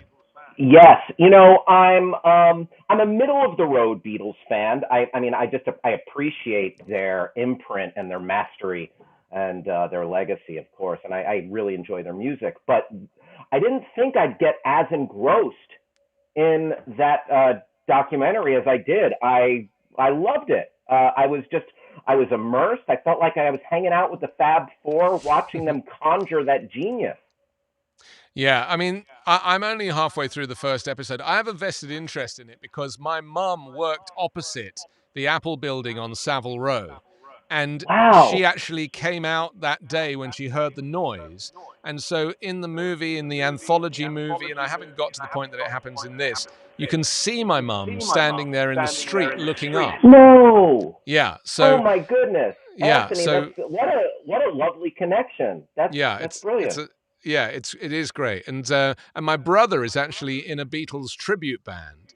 Really? And yeah, and he played. Paul McCartney played with them recently.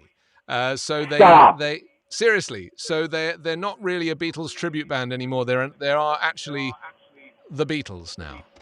Yeah, I think they're the closest thing we have to them.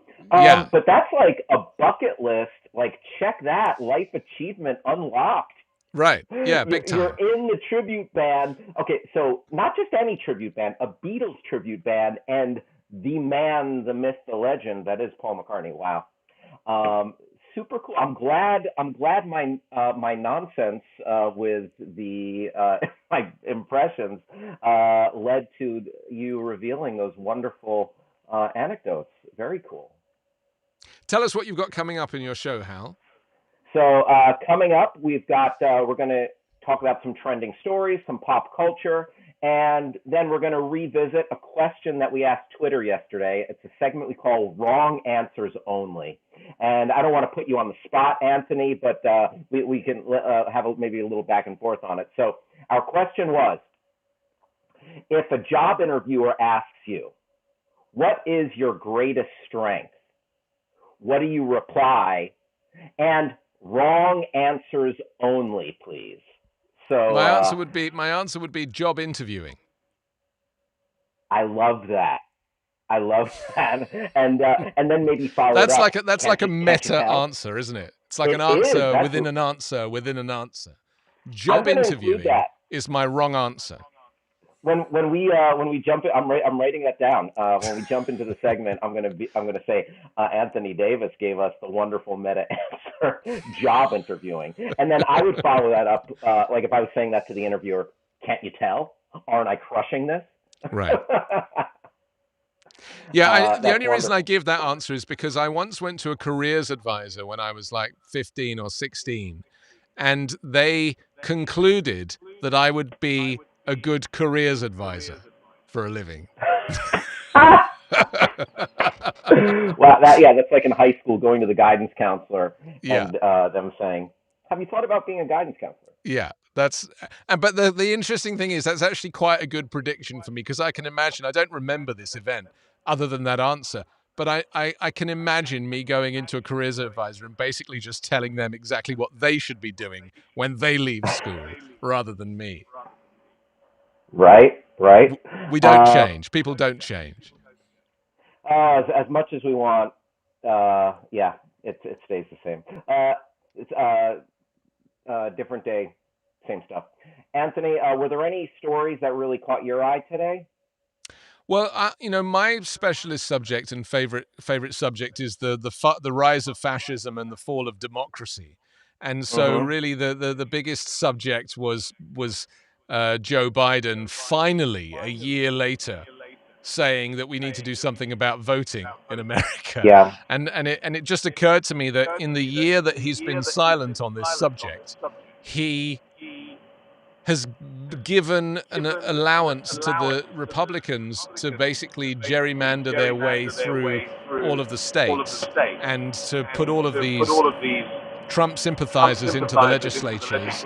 And he could have prevented that if he'd have done something about this a year ago. And instead of doing infrastructure and trying to get these other bills, social care and climate bill through, he has actually inadvertently made room for more voting subversion to go on. Yeah, I think you're sadly accurate there. The we are living in tenuous time, and I agree that the festering problem of fascism it's on the rise, and it's really hard to fathom. And so many people snookered by the election lie, where there's not a shred of evidence. And they still believe it. I mean, this is the thing. It's like because this is the thing about cults. And if you understand how a cult works, and there's a very good podcast by a psychologist called Stephen Hassan, who has done this new podcast, and he Mm-hmm. talks about the cult because he was in the Moonies. This guy actually got out of this cult Okay. and then retrained in psychotherapy, and so he talks about the cult thinking that Trump has applied to this entire movement. And this is why the lack of evidence for voter fraud is irrelevant to the people that still believe that Trump won the election. The evidence is irrelevant to them. In the same way that Biden is trying to get people to think that more votes is healthy and to have a free vote is necessary, the cults don't believe that. They actually believe they want fewer people to vote. So, you can't have a rational argument anymore when people have been indoctrinated into a cult-like existence. They need to go through like 3 years of analysis to kind of come out the other side. Absolutely, absolutely. It's frightening stuff. That I think about far too much in the wee hours of the morning, Anthony. Yeah, me too. I'm right there. I'm right there with you, my friend. Yeah. I am. I don't like the path that we are on. Thank you for using your voice to raise awareness, because I know I've lost a lot of Twitter followers trying to just sound alarm bells in the past. So. Yeah, I understand. Okay, thank you. Appreciate you, and enjoy your show, and I will enjoy watching it, and I'll see you soon. Pleasure talking to you, Anthony. See you on the flip side. Okay, take care. That's your pal Hal, and he's here in a few minutes' time.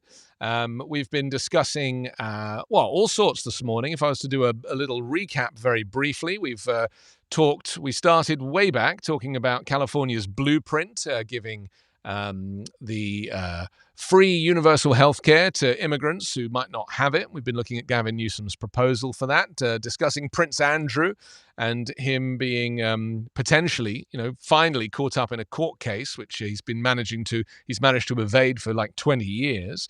And we looked at the difference between a civil and a criminal case. And we also talked about, obviously, voting rights and Biden's speech yesterday, talking about why he is 12 months late when it comes to getting involved in the voting rights argument. And finally, we discussed Harry Houdini, who performed on this day at the Rembrandt Theatre in Amsterdam, and we were talking about him and his life and the house that he lives in opposite here, literally, that he never went to. Harry Houdini's home in LA, he never went to. I find it fascinating. Listen, thank you for joining me. Thanks to everybody who has been part of the show. Lots of people have been joining in today. Kobe, Riyadh, Alex, Malcolm, James, Stacey, Light, Kelvin, Cindy, Michael, Martin. Thank you. Appreciate you. Thanks to Carla producing. I'm Anthony. I'll be back tomorrow morning at 9 a.m. Pacific.